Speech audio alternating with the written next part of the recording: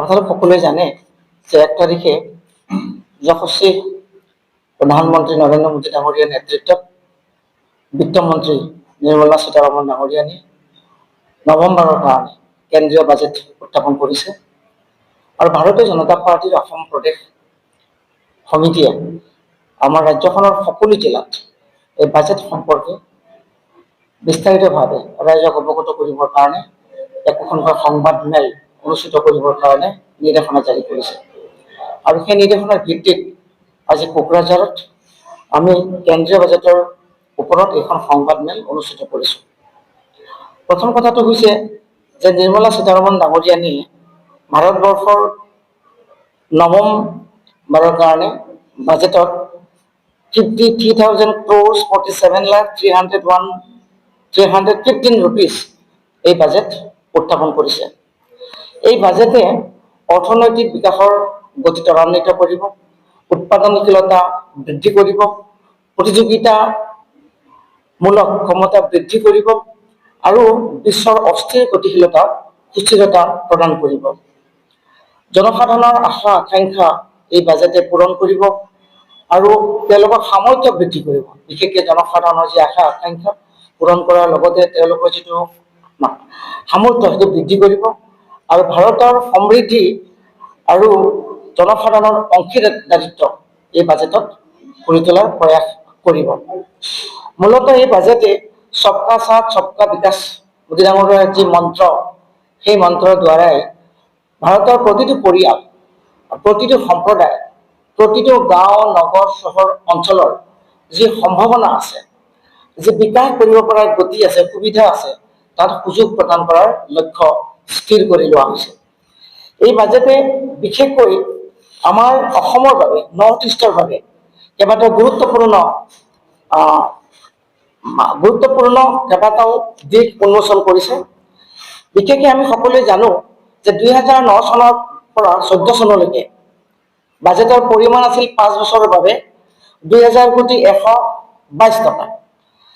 কিন্তু কেৱল অকল 2026 আৰু 27 চনৰ কাৰণে আমাৰ কাৰণে বাজেট হ'ল 1,08,335। তাৰমানে যদি আপুনি চাই যোৱা 5টা বছৰৰ বাজেটৰ সংখ্যা আৰু এইবাৰৰ বাজেটৰ সংখ্যা, তেতিয়াহ'লে অনুমান কৰিব পাৰিব যে ডিফাৰেন্সটো কিমান হৈছে। 5 বছৰৰ ভিতৰত যিমান টকা ধাৰ্য কৰিছিলে তাতকৈ বহু পৰিমাণৰ মানে 2,000 কোটি, তাৰপৰা 1 লাখ কোটিৰ ওপৰত টকা এটা বছৰত 26 আৰু 27 বছৰৰ কাৰণে কেন্দ্ৰীয় চৰকাৰে উত্তৰ পূৰ্বাঞ্চলৰ কাৰণে নিৰ্ধাৰণ কৰিছে। মোদী ডাঙৰীয়াই সদায় কৈছিল যে নৰ্থ ইষ্ট আমাৰ কাৰণে অষ্টলক্ষ্মী আৰু সেইবাবে নৰ্থ ইষ্টৰ অষ্টলক্ষ্মীক বিকশিত কৰি তুলিবৰ কাৰণে, সৰ্বাংগ ৰূপত সজাই তুলিবৰ কাৰণে কেইবাটাও দিশত গুৰুত্বপূৰ্ণ ভূমিকা পালন কৰিছে আৰু কেইবাটাও দিশত বাজেট ধাৰ্য কৰিছে। আমি বিশেষকৈ অসমে নৰ্থ ইষ্টৰ যি বাজেট তাৰ পৰা আলফা চুক্তি সম্পাদন কৰি যি ব্যৱস্থা গ্ৰহণ কৰিব লাগে, তাত আমাৰ 500 crores আমি নৰ্থ ইষ্টৰ পৰা 500 crores আমি লাভ কৰিব পাৰিম। ঠিক মৎস্য উৎপাদনৰ কাৰণে জলাশয় নিৰ্মাণ কৰিবৰ কাৰণে বা জলাশয়সমূহ বিকাশ কৰিবৰ কাৰণে আমি 500 crores লাভ কৰিব পাৰিম। আমি ইয়াতে জানো যে অসমৰ ধুবুৰী আৰু ফুলবাৰীৰ যি দলং আছিল, ministry of development of north eastern ৰিজনৰ পৰা যি পইচা দিয়া হৈছিল ডোনাৰ মিনিষ্ট্ৰীৰ পৰা 25 আৰু 26 চনত 5,700 কোটি দিয়া হৈছিল। এইবাৰ 26 আৰু 27 চনত 6,700 কোটি দিয়া হৈছিল। তাৰমানে যোৱা বছৰতকৈ এইবাৰ 100 crores অতিৰিক্ত বাজেট তাত ধাৰ্য কৰা হৈছে।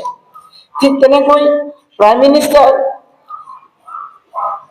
ডেভেলপমেণ্ট ৰিজনত PM ডিভাইন ফাণ্ডত আমি যোৱা বছৰ লাভ কৰিছিলোঁ 25 আৰু 26 চনত 2,200 কোটি টকা, কিন্তু এইবাৰ আমি লাভ কৰিছোঁ 2,300 কোটি টকা। তাৰমানে অতিৰিক্তভাৱে 100 crores আমি এইবাৰ লাভ কৰিছোঁ। ঠিক তেনেকৈ নৰ্থ ইষ্ট স্পেচিয়েল যিবিলাক ইনফ্ৰাষ্ট্ৰাকচাৰ ডেভেলপমেণ্ট স্কিম আছিল উত্তৰ পূবৰ কাৰণে 25 আৰু 26 চনত আমি লাভ কৰিছিলোঁ 2,000 কোটি টকা, আমি এইবাৰ লাভ কৰিছোঁ 2,500 কোটি টকা।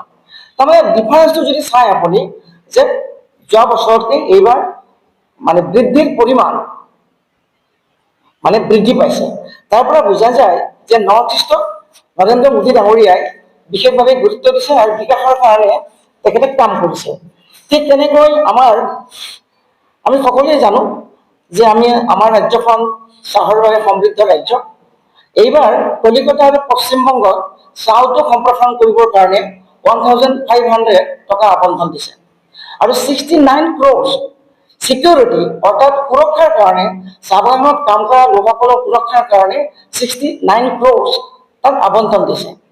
ঠিক তেনেকৈ আমাৰ যিটো 16 সংখ্যক বিত্তীয় আয়োগৰ পৰামৰ্শ অনুসৰি সকলো ৰাজ্যক এইবাৰ ৰাজসাহাৰ্য 1.8 লাখ দিয়াৰ সিদ্ধান্ত গ্ৰহণ কৰিছে আৰু ঋণমুক্ত কৰিবৰ কাৰণে তাত 1.5 বাজেটৰ ব্যৱস্থা গ্ৰহণ কৰিছে।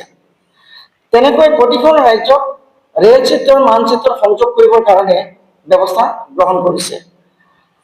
ঠিক তেনেকৈ আপোনাৰ এইবাৰ হোষ্টেল ছাত্ৰী হোষ্টেল বনাবৰ কাৰণে বিশেষকৈ ছাত্ৰীসকলৰ কাৰণে প্ৰতিখন জিলাত ষ্টেটতে নহয়, প্ৰতিখন জিলাত ছোৱালী হোষ্টেল বনাবৰ কাৰণে 1,000 crore বাজেটত টকা নিৰ্ধাৰণ কৰিছে।